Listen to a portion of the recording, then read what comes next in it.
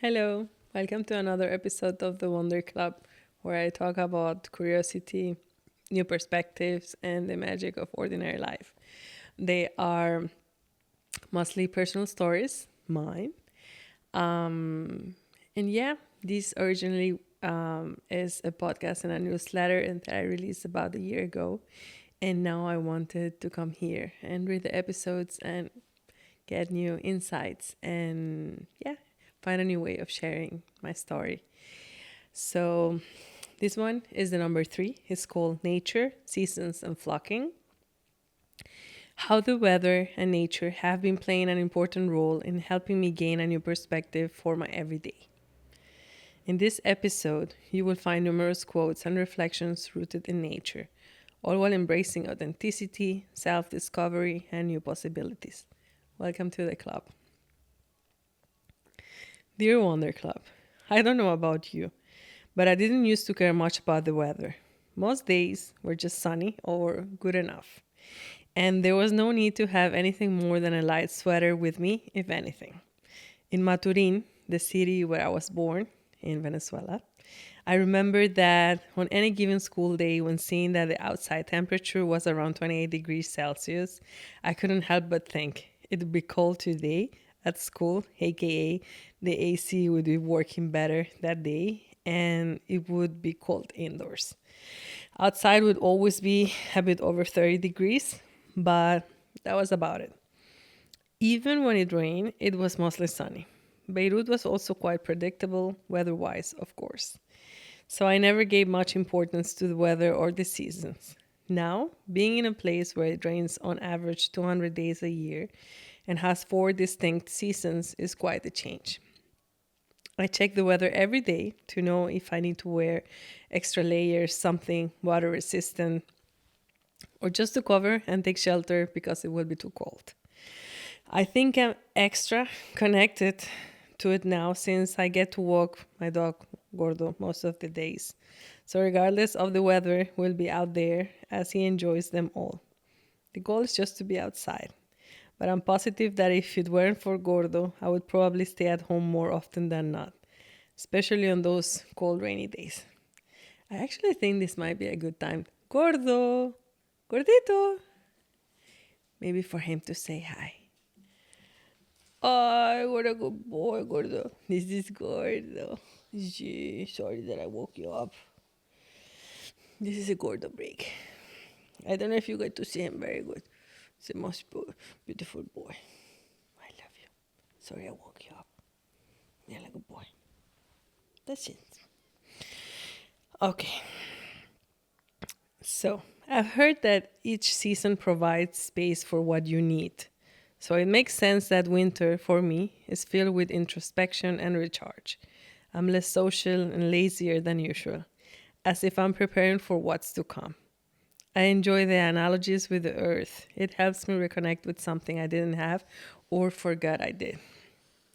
On the same note, I can reminder that there is literally nothing in nature that blooms all year long. So don't expect yourself to do so.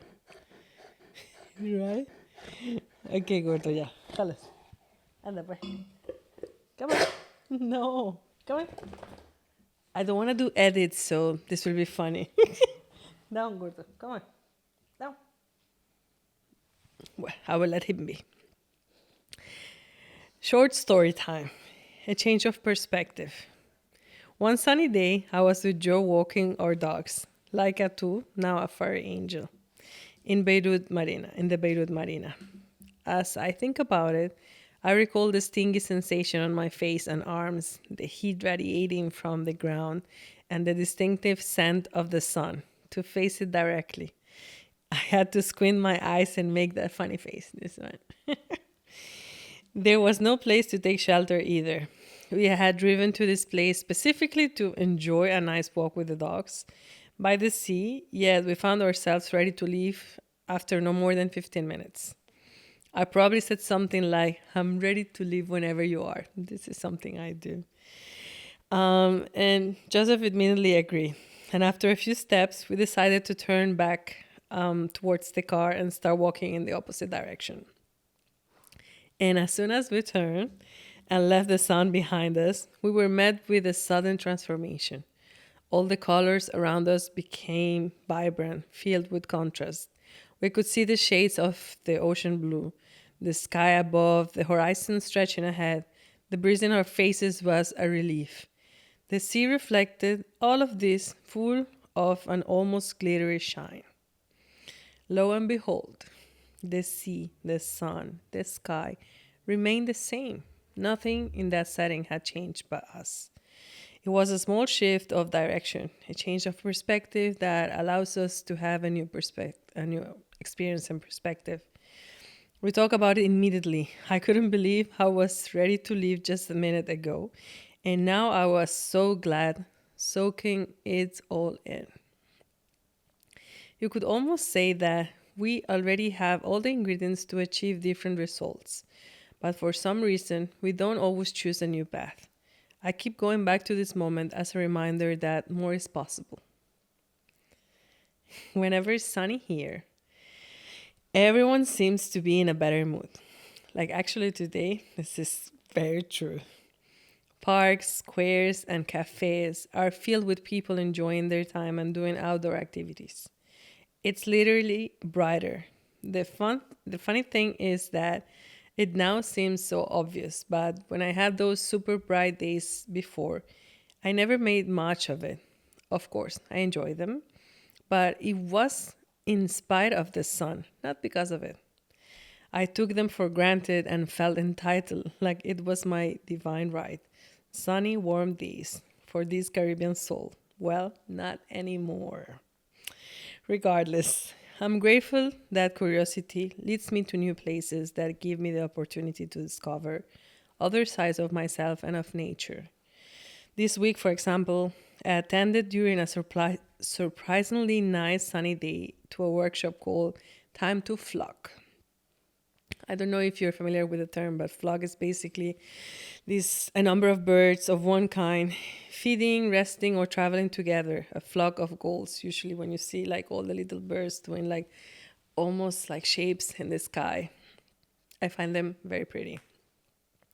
In modern times, where many are on survival mode, and the norm is to fly, fight, or freeze, there's also an invitation to flock. We had a conversation about the term and what it entails. I really enjoyed it because I honestly love the idea of creating spaces for exploration. There are so many things that I'm curious about, but one thing is knowing it, and another thing is taking the time to explore it without being pressured by the outcome, which I think um, is something that I struggle with. I think it has taken me a very long time to be okay with just doing without a specific set of reason or goal. So it's always great when you are surrounded by people who are also looking for a new narrative to discover what is possible beyond the obvious status quo. We explore something called the ocean of dominant stories, basically, the dominant narrative, which includes things like survival of the fittest, dog eat dog world, it's never enough, or better the devil you know than the devil you don't. Rhetoric I dislike, even though I understand that it's pretty much where we stand now. To come up with something to participate in this part, I even wrote on my notes excuses you would tell yourself to justify inaction or unfairness. We also had the chance to have Michelle Holiday with us, author of the book Age of Thrivability, which I haven't read yet. But if this is something that interests you, you can find the link on the comments. In her book, she explores the concept of thrivability as a framework for creating a sustainable and flourishing nature. We delve into the parts of the machine that represents our current system, which doesn't support life, let alone allows us to flourish. While wondering about stewardship and the different roles of all the elements involved that are necessary to enable us to blossom, develop, flourish, grow, and thrive. I have to confess that during a similarly easy exercise, I teared up upon realizing that perhaps I wasn't always able to flock, that maybe I have felt more than a few times that I didn't belong. as if I was also trying to flock in a cage. With time, I noticed the constraints, but instead of looking for freedom, I just changed to a bigger cage. But hey, I have always been looking. And you usually know about it in retrospect.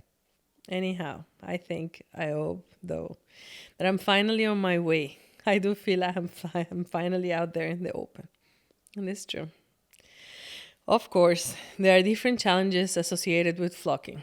Considering that you actually want to flock, having a flock plan, stewarding the flock, remembering that you can lead, but also knowing that you need to know how to follow.